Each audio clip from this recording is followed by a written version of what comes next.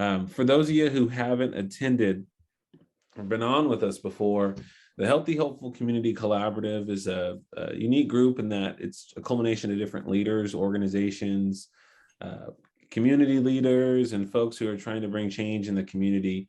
At the Lynn Institute, we do a lot of work in Northeast Oklahoma City, especially, but generally with working with vulnerable populations. And so we try to bring access to resources and collaborate and make things happen. We've got some health programming and some other things going on in the community, research related to the community, and do a lot of work in hope. And so this collaborative is an opportunity for us to pull folks together, find ways that we can share resources and work together on things. And really the goal of this is for us to be able to hear what's going on and make sure that as we're going forward, we're pulling folks in and making sure that we have the right partners at the table. And I'm really excited to hear from our presenters today. These folks are doing wonderful things in the community and have got a wealth of knowledge and information. And so first and foremost, thank you to each and every one of them and every one of you for being on with us today. We only take about an hour, so we'll let you get back to your day here pretty quickly. But let's go ahead and get rolling. If you have any questions for any of the presenters at any time, feel free to, use the little hand feature, throw your hand up, or, if you want to put it in the chat, that's also perfectly fine. If we miss a question or something, get our attention. We don't want to miss you in the Zoom world. But please ask questions, and we want to get you plugged in. So with that, I know I saw Councilwoman Nikki Nice on with us. There she is. Councilwoman, how are you doing today? Oh, I think I'm doing well. I'm just getting situated here. Yeah, well, and I know y'all know who she is, right? But for those of you who may not, Councilwoman Nikki Nice is the councilperson for Ward 7 in Northeast Oklahoma City and doing wonderful things, and is really doing great work to try to best advocate and do what she can to really enhance the community. So it's always a pleasure to have you on, Nikki, to be able to hear from you. And so I'm excited to hear what's going on, what you've been working on, and how things are moving for you. Okay, thank you. Here I come. Sorry, y'all. No, you're just fine. Okay, there we go. First of all, good morning to everyone. It's 9:30, so it's kind of early for some of us. Some of the things that have been going on, if you don't mind, I know a lot of us were probably present at the event that we had for the community conversation that happened on the 26th of October. But I do want to, if you don't mind, if I can share my screen, just be able to re-emphasize for those who may not have been present, just so you can see some of the updates that are happening within Northeast Oklahoma City. So with that, I will be sharing my screen if I can find it.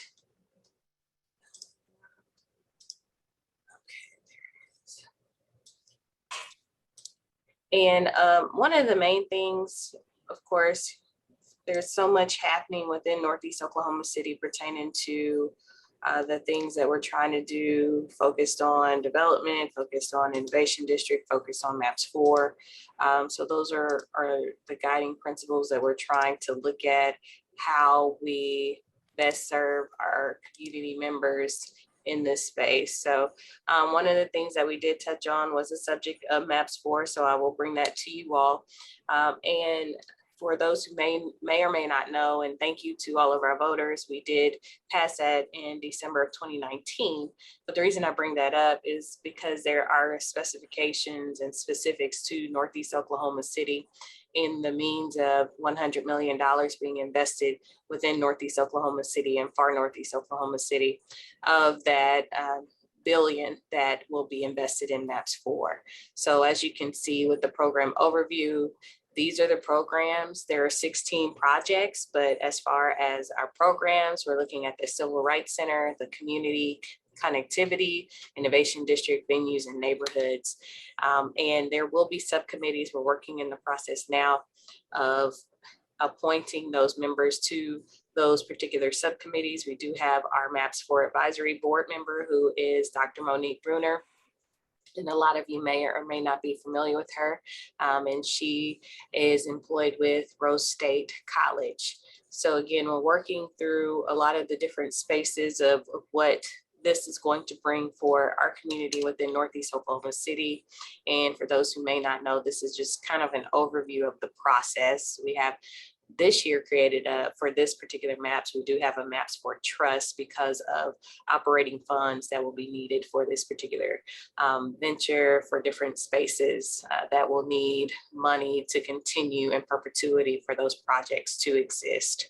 So with that, we did approve an implementation plan in the schedule on September 14th, which highlights the work as far as the timeline of a lot of these projects. And I am happy to report that on yesterday, our city council voted unanimously by the recommendation of the Maps 4 Citizens Advisory Board at the bequest of the Freedom Center to remove the Freedom Center from our implementation plan, which basically means the money that was set aside to do the renovations for the Freedom Center are now going to be poured into the Clara Luper Civil Rights Center. So what that means also is when the conversation began for renovations of the Freedom Center, that for the city to have to do any type of renovations, we would have to own that space. And that has never been a goal of our city. And that is one thing I wanted to ensure, that the city did not own that building, because it belongs to the Freedom Center and it belongs to the community and it belongs to the people. So they have raised the funds to be able to renovate their own space. So therefore that project is not on this implementation plan in particular. So we are very grateful for that. So if you want to see more about those particular programs and different things that are happening, you can head on over to our website and just Google government /maps 4. 21 CP solutions and recommendations. This is for our law enforcement task force. We're still working through a lot of those challenges, and there are right now 22 preliminary recommendations from the 21 CP solutions consultants. And you can read more about that. And I am a part of the law enforcement task force.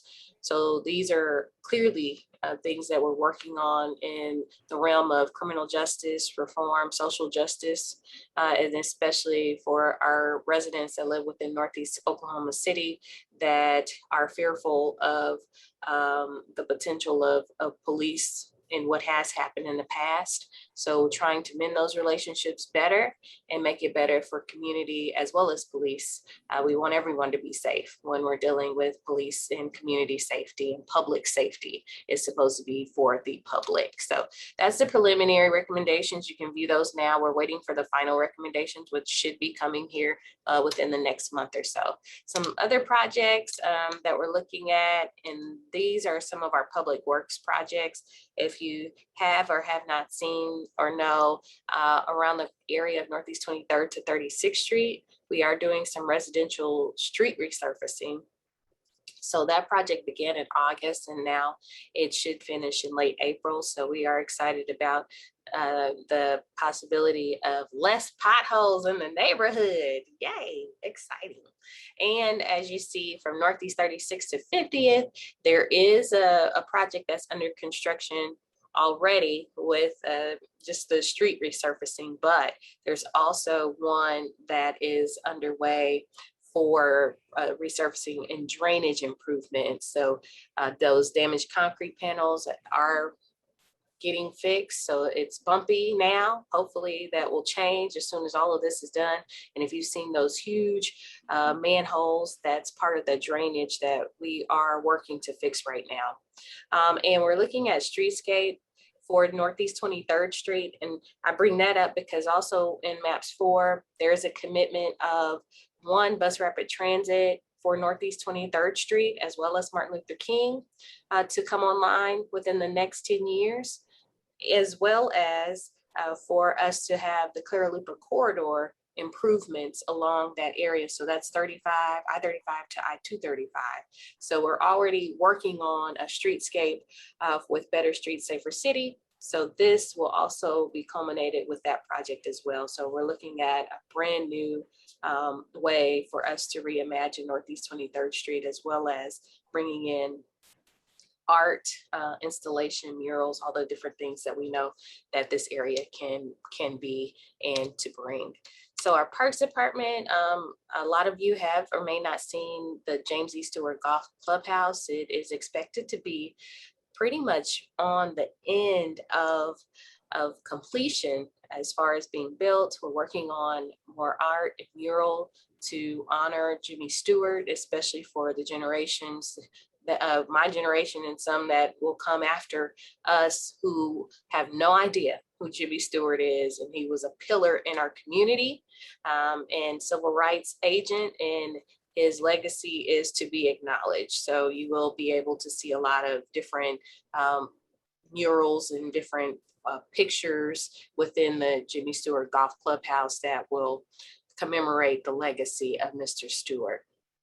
Our Willa D. Johnson Recreation Center, we're still working on that. I do understand because of steel, that has created a major delay, almost 12 months for us to get this center open. And that is very devastating to hear that it's going to take a lot longer than we expected for that field for that recreation center to be open. But there's still an opportunity for all of us to participate in the Willa D. Johnson Endowment Fund, and that's through the Oklahoma City Community Foundation. We are hoping to raise $50,000, and they will match that $50,000 with a gift of the same. And we are $33,000 there. We still need some more money. And if you can help us, we would love to accept it. And I'm one of those people, I can't ask you to do something I wouldn't do. I have donated, and I would ask that if you are able for Christmas, or if you just have any extra funds, please do the same. And this is for the doors to open, for no barriers for our family members in our community to be able to participate in the programming regardless of ability to pay. Our Douglas field, we have improved the field, and a lot of people don't realize that the city owns our field. The school district does not own it, our Oklahoma City does. And we have made those improvements, and I'm looking for some art to be installed, and we're trying to see if we can maybe get some help as far as some donations, kind gestures for us to raise money to get some art done on those dugouts to commemorate Douglas, and also just the history of maybe Negro League baseball or just baseball from the community in general. Katy Trail, I know a lot of you have heard, and we've talked about the Katy Trail. So right now the Crescent Hills is complete. That connection, we're working on another connector, and also Deep Fork Trail. They're still working on that to be reviewed and bid out. And that one's going to be just a tad more complicated than a lot of us realize. In the connection of the whole trail system, these are a couple of the last pieces that we need in order for our whole city to connect. And those are within Northeast Oklahoma City. And we also working on the Greenway Trail that's happening too. So we have a penalty reduction program, and I'll be very brief here real soon to end, but I want to get this in front of you all because I need some help. We have less than 2 months for us to get this out to the community, because this has been extended, and due to COVID, we were very fortunate to extend it a lot longer than we were expected to. But this is for anyone with a warrant for an unpaid ticket with a Class A offense. And if it came before December 31st of 2019, you won't be arrested, you won't go to jail. So an example of this is you could have an overdue speeding ticket. It'll cost you about $613, $420 for fines, $193 for failure to appear. But this can be reduced to $155 through this program. So I know we all know people who have had those barriers where they can't get their license. You know, it's been suspended because of different situations and possibly because of these types of circumstances. This allows our relatives, our family members, and our friends to be able to take advantage of this program through the 31st of December. And there is a number there. Please call or write that number down and pass it along. And for those who may not even have the ability to pay that day, there's a way for Rule 8 hearings to be held on their behalf where they can possibly pay that out or maybe even have it dismissed. It just depends on the circumstance for the folks who will call. So we need to please tell them, don't be afraid, they will not be arrested. We just need them to trust the system this time. If nothing else, trust it this time so we can make sure we get them taken care of in this process. As you can see, if you've been by Homeland, the beautiful murals in that front mural has started. So I'm so excited about that. And this one is actually complete. When I took this picture, I was bugging Mr. Carlos Barboza as he was working, and he was so gracious enough to just stop and talk to me through his vision of his graphing and how he graphs his pieces as he paints them into that beautiful work. So that happened, and he was with us on Sunday. We had our first Sunday on this past Sunday, November 7th. And I bring this up because we have another one coming December the 5th. So we hope you will come. There were so many people out this past weekend, and we had a lot of good samples of good food. So I enjoyed that more than anything. Ebenezer Church, if you have not heard, they do have a Stone of Help that's coming. It's a big cooler as well as warehouse that they're building on their property. And they do have the assistance from our union workers for this to be built. Right now they are housing in a different area around the corner. This is going to be helpful for them to house right on the church property, which is great, and especially for the help feed and connect our families and communities with household items and just fulfill that need for our residents. And speaking of which, if anybody knows where I can help a resident get some furniture, please let me know. Somebody reached out to me for that. So Northeast Community and Cultural Center, they do have a Read With Me program. It's every Monday, Wednesday, Thursday from 4 to 5:30, as well as Saturdays 11 to 1. And they are also having an upcoming community day. And if I'm not mistaken, it is November the 30th. I just had to, from 4 to 7, if I'm not mistaken. But if you have a chance, please come out. I plan on being there this month for that. Work Ready Oklahoma. I bring this up because they are now housed in the East Point development on Northeast 23rd Street. So what they do is help our residents get jobs, help them find a job, get the job, keep the job, and connect them with employers. And this is for those who are 18 or older. They receive benefits like TANF or SNAP. They've been involved in the criminal justice system or currently unemployed or looking for a better job. So you can go to workreadyoklahoma.com for more information. But again, this is something that we want to definitely get out to our community because this works. I've seen it for myself, and I've been a witness to how people have been employed from this program who had lost hope before or who have had, again, been involved in the criminal justice system and just didn't think they'd be able to get a job that paid over $15, and they did. So this is a great program that I would love for us to continue to pass around if we can. So that's more that. And I do want to mention one more thing, and this is the south of 8th Street visioning that's happening this Saturday. It's going to be at the Bryant Center.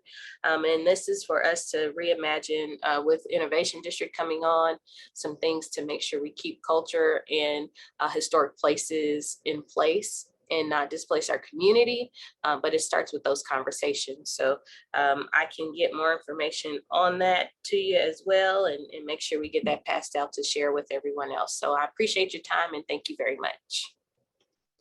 Thank you, Nikki. That's really good information. A couple of quick questions I have is one for the flyer regarding getting the warrants removed. Do you guys have one like a PDF or JPEG or something that we could get on our end? Yes, I'll email it to you before this meeting is over. Okay, perfect. No, that's such good information. I really appreciate you sharing that. Does anybody have any questions for Councilwoman?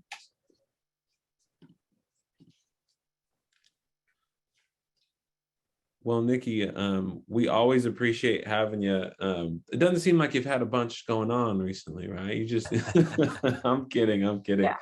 We appreciate your hard work and everything that you've got going on. And there's so Nikki, much going on. going on right now. We really do thank you. Oh, and while I'm on it, I do Hey, want Nikki, to. it's Steve Petty. The town hall. Go ahead, Nikki. I'll wait. Oh, I'm sorry. I just wanted to again say thank you to the Lynn Institute for recognizing me for a legacy award. You know, I don't do this work to be recognized. I do the work to do the work. So just for someone to say you're doing the work and acknowledge that, it means a lot. So I just want to publicly again say thank you, because I know there are plenty of other people that could have received that recognition. So I appreciate you taking the time to recognize me.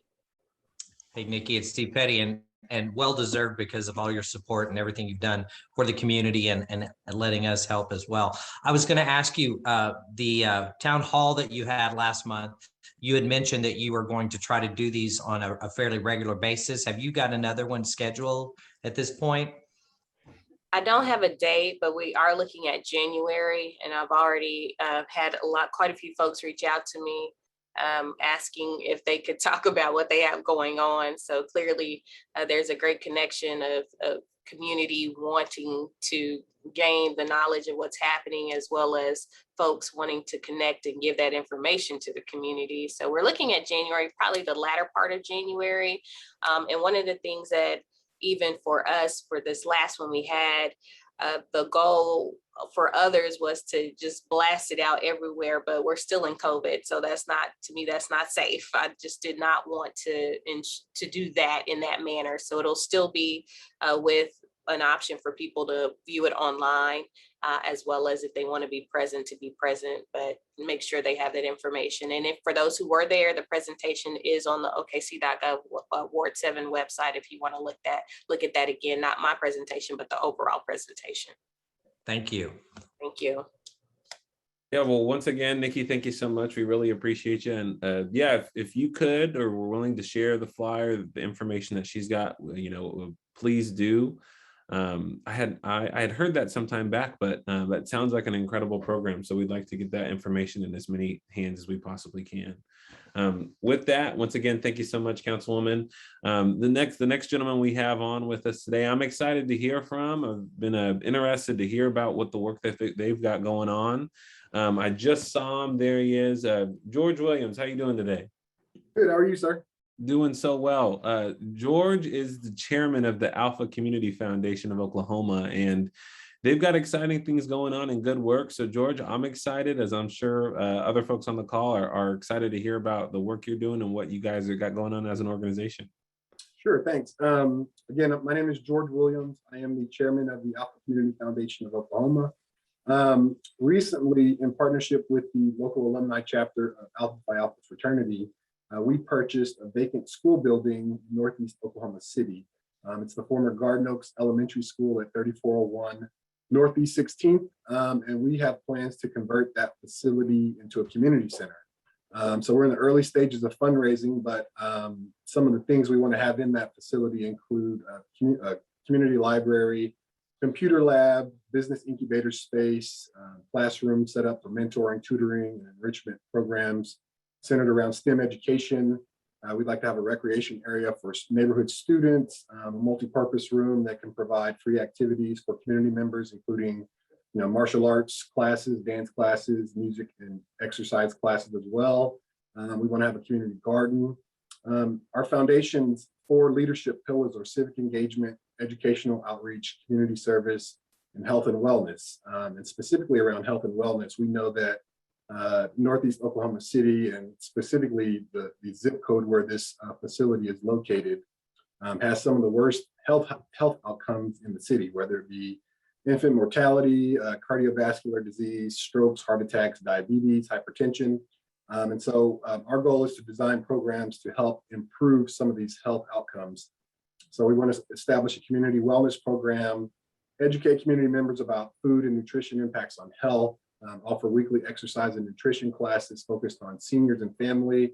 We want to partner with Lynn and offer mobile health labs and health screenings, conduct health and wellness fairs, and create some awareness around diseases that disproportionately impact residents of this zip code in Northeast Oklahoma City. So we hope that through these activities, we can help drive positive change and improve some of the health outcomes that we're seeing in that part of the city.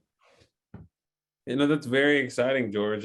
Congratulations on getting the space. We're excited to see it happen. You know, while you may not be there yet, I'm curious, you know, as far as being able to get in the building if you aren't yet and kind of see some things coming. Do you guys have any timelines as of this point just yet? Yes, so we are currently working with an architect to finalize our design plan. So we should have that done here within the next month or so. The property does have some asbestos in there, so we've been approved through DEQ to through a grant through the Brownfields program to get the asbestos out of there. We hope to get that process started by the end of the year. And we've identified some funding sources we think that will help us at least get a portion of the building operational within the next 12 months. So even if we don't have the full facility renovated, we think we can get a portion of it renovated and start using at least that portion for now. We have actually had some events outside of the facility. The property sits on 10 acres. So we've had a back to school supply drive. We gave away over 250 backpacks and school supplies in about 20 minutes. We had a food drive as well, where we served over 750 families. A couple weeks ago, we had a trunk or treat. We had about 200 kids come through for, to get candy and things like that. So there's definitely a need there, and we're gonna, still serve the community as best we can, even though the property may not be fully renovated for a couple of years. We definitely want to get in there and start serving now and helping folks as best we can. Yeah, well, we'd love to find ways, obviously, to partner with you or make things happen. So, no, that's congratulations. That's really exciting. Thank you. Does anybody have any questions for George?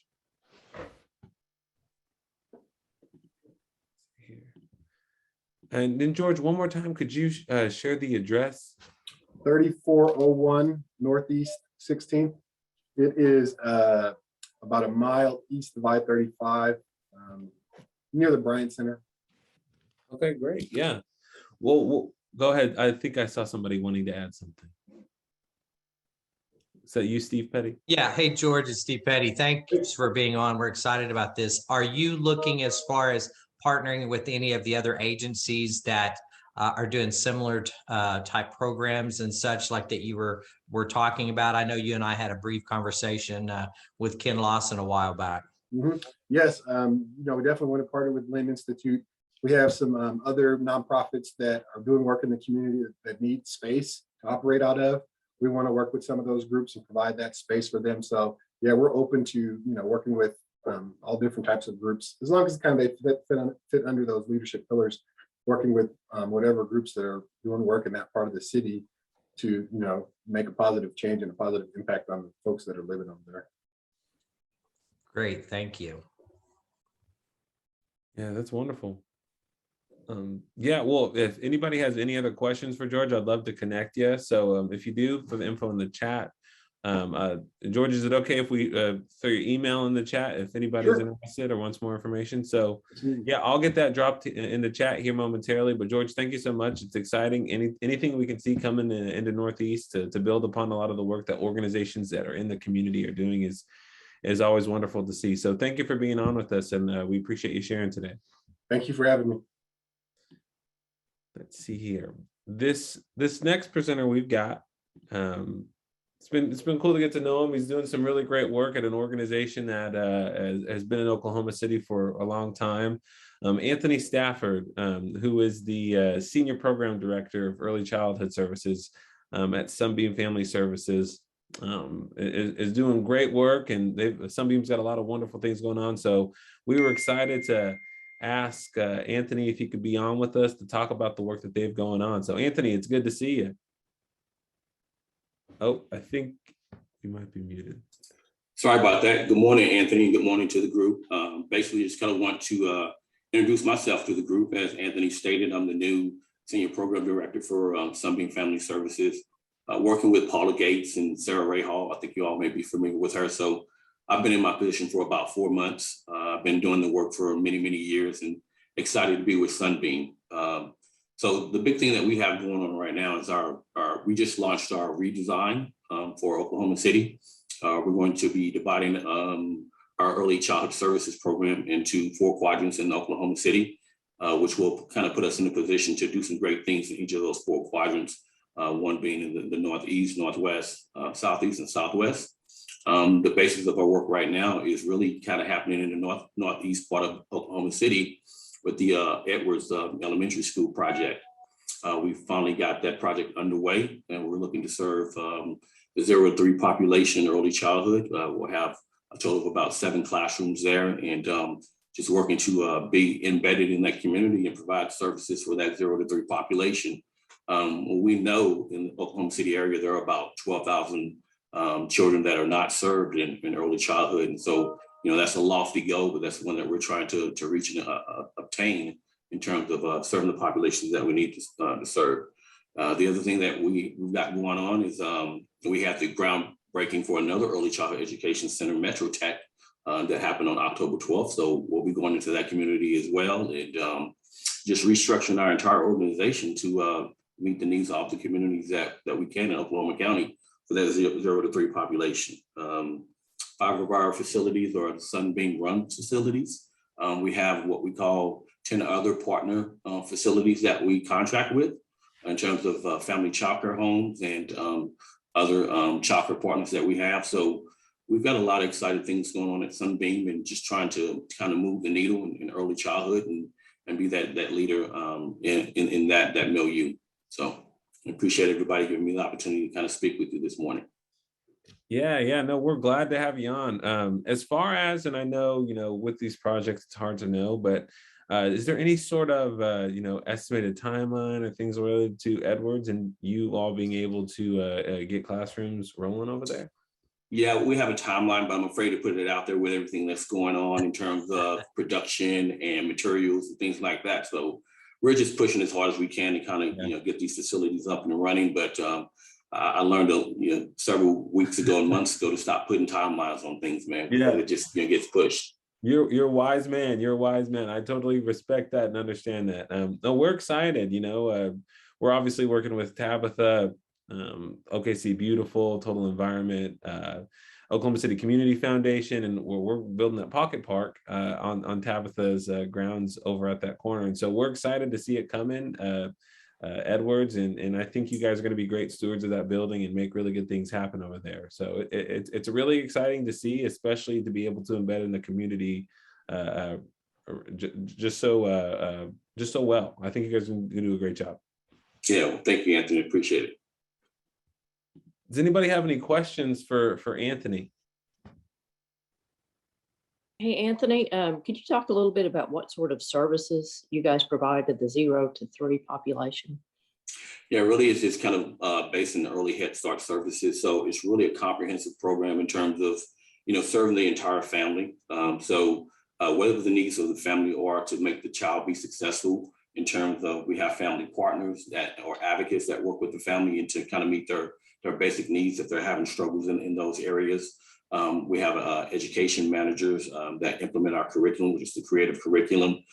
So it's much more than just, you know, childcare or instructional support. It's taking a holistic approach to the family. And I saw, great question, Michelle. Gina, do you have a question? I saw the hand emoji go up. Yes, I have a question. I'm Gina Darby with Oklahoma Youth Literacy Program, and I was just wondering, after they turn 3, where does Sunbeam send those students? Do they have another program that's lined up? Do you all filter them out to other schools? Or what's your recommendation when they graduate or when they are ready to move on, they turn 4 years old, out of you all's program?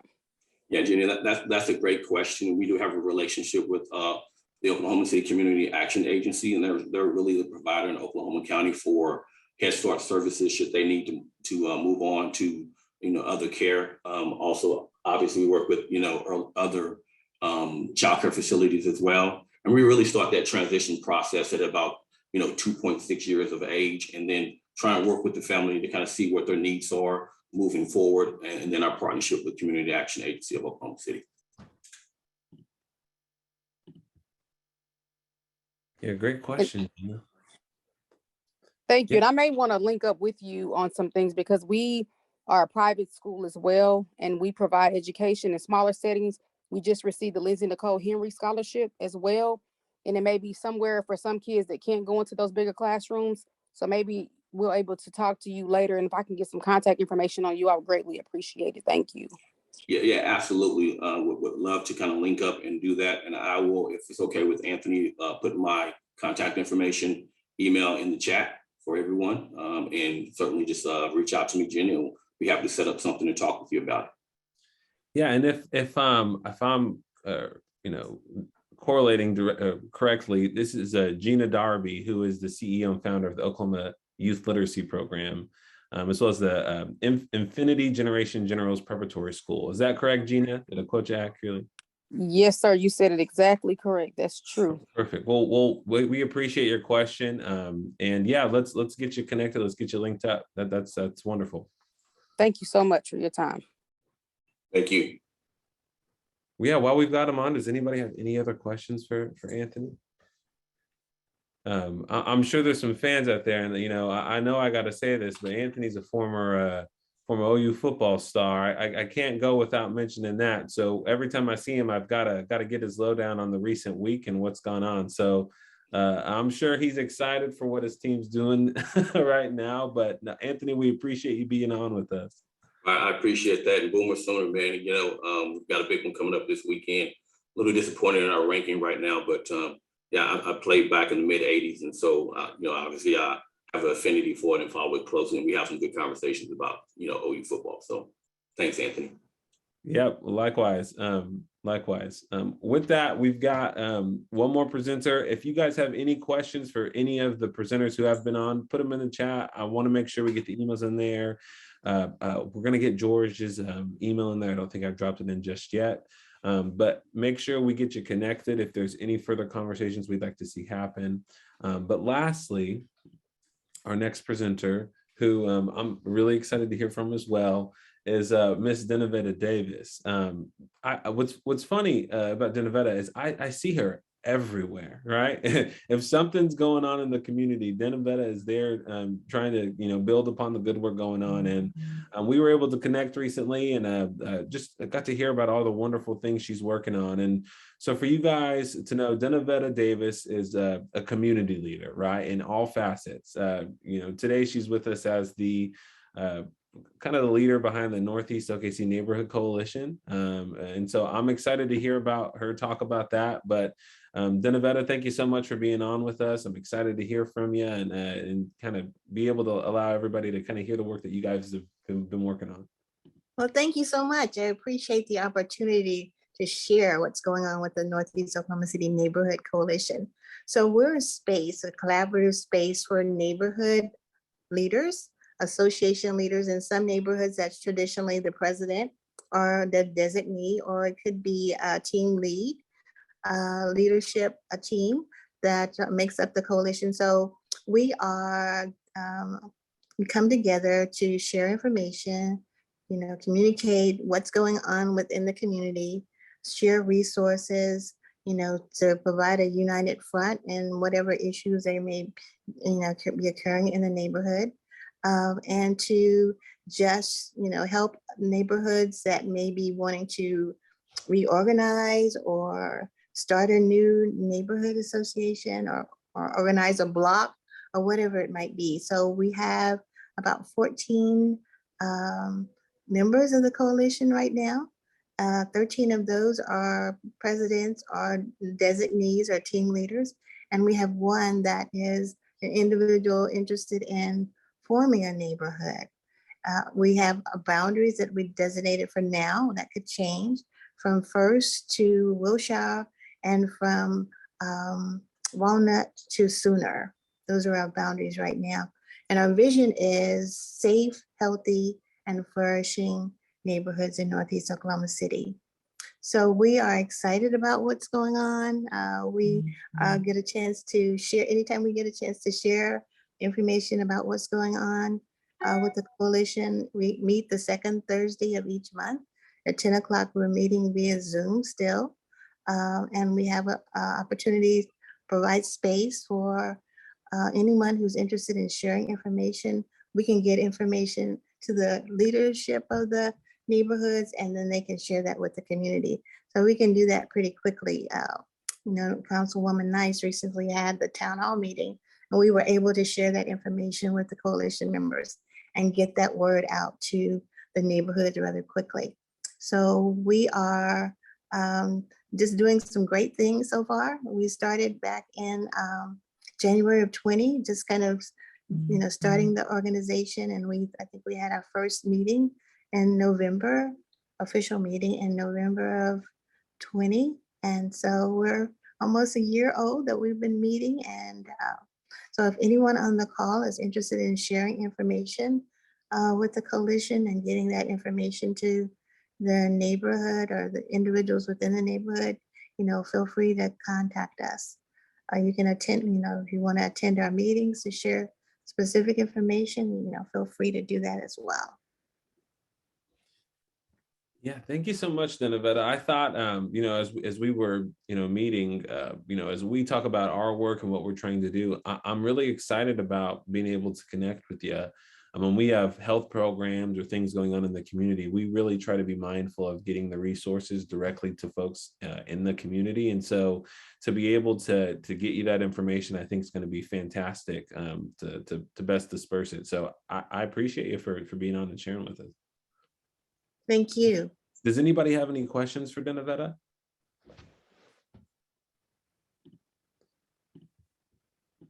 How do we connect with you, Denyvetta? Oh, I will put that in the, I will put that in the chat. Yes. Okay. I'm here with my neighborhood president, Carmen McBride for Forest Park. And so I wanted to make sure that we connect with you. Yes, Carmen is a member of the Forest Park is a member of the coalition. Yes. I knew she would be on that. The way she rolls. Yes.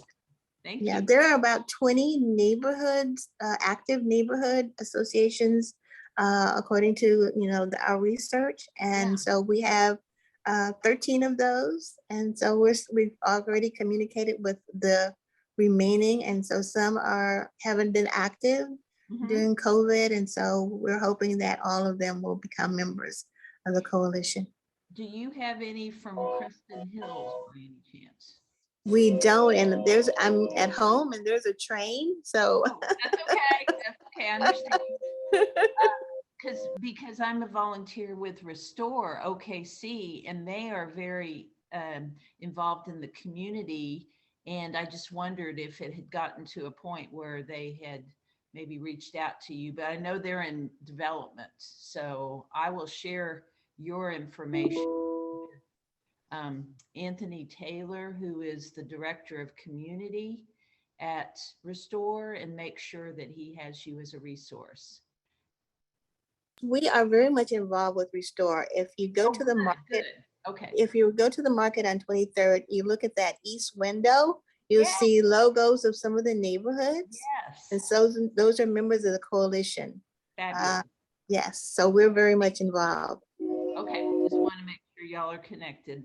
I've figured out I'm a pollinator. I know wonderful people who are doing wonderful things. So thank you. Hey, Denyvetta, this is, go ahead. I'm sorry. No, there's a train, so I'm just trying to mute. It's okay. Denyvetta, this is Steve Petty. I just wanted to thank you for being on, and it's so exciting to hear about all the neighborhoods coming together. And I appreciate your leadership and the group leadership, and anything we can do, please reach out to Anthony or myself. We would love to continue our partnership with you, especially, but with the neighborhoods that, we've been serving for many years. We want to help in any way we can for the success of that group. Thank you so much. Yeah, well, does anybody have any questions? A lot of really good information shared today. And I think what I really appreciate about you all being on, presenters and folks on to hear the information, is what we really hope is that we're able to take this and now plug into the information, right? How can I use this information to extend my resources or build upon what's going on? We're real big on not wanting to recreate the wheel, but how can we come alongside folks doing the work in the community presently? And so to kind of share a little bit about, what I'm working with at the Lynn Institute, first, before I go on any further, Denyvetta, thank you so much for sharing that information about what you've got going on. It's very exciting and incredibly necessary in order for resources and information to get shared in the most effective manner. And so I appreciate that. With that, I want to share about some of the things we're working on. We have a health program going on in Northeast that we continue to talk about, and it's been wonderful. It's called On the Road to Health. We've been very fortunate to work with Integris, OSU County Extension, and many other partners to make this program happen. It's been offered for women between the ages of 25 and 65 in Northeast to get health instruction on how to be healthier. And so we actually, tomorrow is week 12, our final week, right, of this class. And it's been wonderful. And I think that's a perfect example of what we're trying to do. Find ways to connect folks to resources with the fewest barriers possible. And so if there's ever any opportunities that you guys are working on or programs that we could plug into or vice versa, we'd love to hear about it and see how we might be able to make that happen. With that, I'm really excited to share that on December 7th, we are looking at and planning on having a holiday networking opportunity.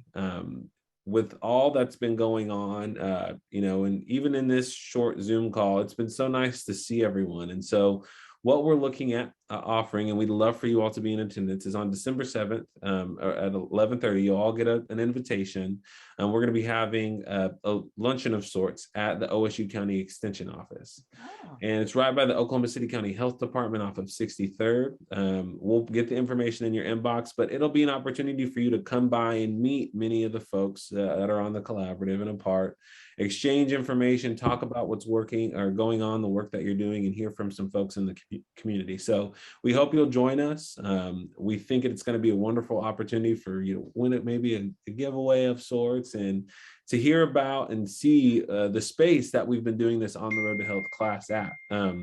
When you go in this space, it's where for the past 12 weeks, we've been able to have these ladies come and learn in their test kitchen at OSU County Extension. And it's going to be a great opportunity for us to connect, learn about what we've got going on, and to have a little FaceTime, with everything going on. And so we're gonna set it up, get it put in motion. You'll get the invitation, but we'd love to have you guys there and come by and see what it's all about. So with that, if anybody, we've got a little time, if anybody has any tidbits, even if you're not on the agenda that you'd like to share, I'd really like to open it up and allow you to share that information if you'd like to.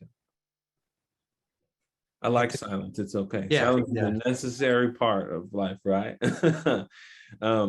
If you would like to share in the future, right? If you have a program coming up, a project coming up that you'd like to share about, connect with me. I'd love to get you on a future agenda.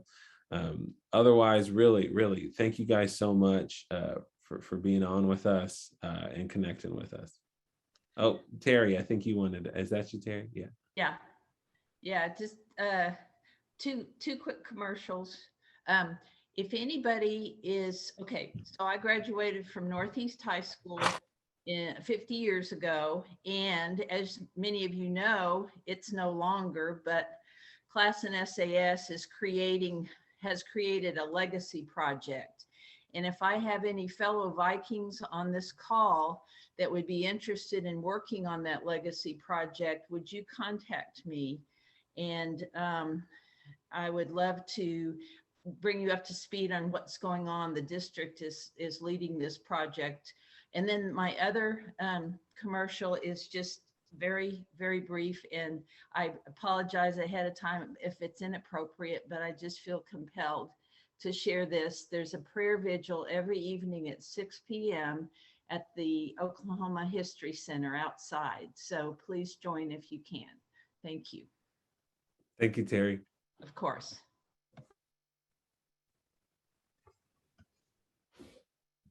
With that, Steve, I'm going to throw the ball in your court. So you can... Sure. Just quickly, I just again want to thank everybody and thank Anthony for putting this together. It's so exciting to be able to see everybody, and I'm excited about December 7th. But the one thing I also want to talk about just quickly, we just appreciate the support. Some of you, I mean, it's just amazing that you have been with the collaborative with the Lynn Institute since we started, several years ago. We're in year 6 of the 10-year collaborative, and it's amazing to see how this group has grown and the partnerships and like Terry said, pollinating all of these groups and the networking. It's just amazing. But we want to thank you as the Lynn Institute.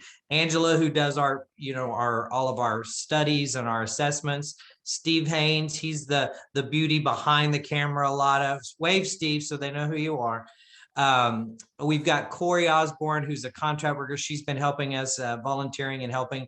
Janine Pointer, everybody knows she's helping us with our strategic planning, with Hope, and with also fundraising. And of course, everybody knows Anthony. But I wanted you to know we're a small group, but I feel like we really do well because we have so many good folks like yourselves that help us with our mission, and we want to help you with your mission. So thank you. As we end this year, which is hard to believe that we're coming to a close, but thank you. But please reach out to us because we've got a lot of exciting things going on. We know you do as well. And we want to do it together because I think with the limited resources in the community, just helping each other out to be successful. And what's amazing is to see all of the good that has happened in the last 2 years in Northeast Oklahoma City. So again, I appreciate your support, Councilwoman Nice, Carrie Bloomert, Commissioner Bloomer, and then all of you that help us work in these communities. Thank you so much for everything you do. Yeah, but really, thank you, Steve. And with that, if there's anyone you want to connect with, please, shoot me an email, get connected with me, and we'll make it happen. But with that, I hope you all have a safe rest of your week and are able to enjoy the rest of your day. So to all our presenters, thank you so much for being on with us. And to everyone else, thank you for taking a little time out of your day to be on to hear about from all these great folks. Everybody, take care.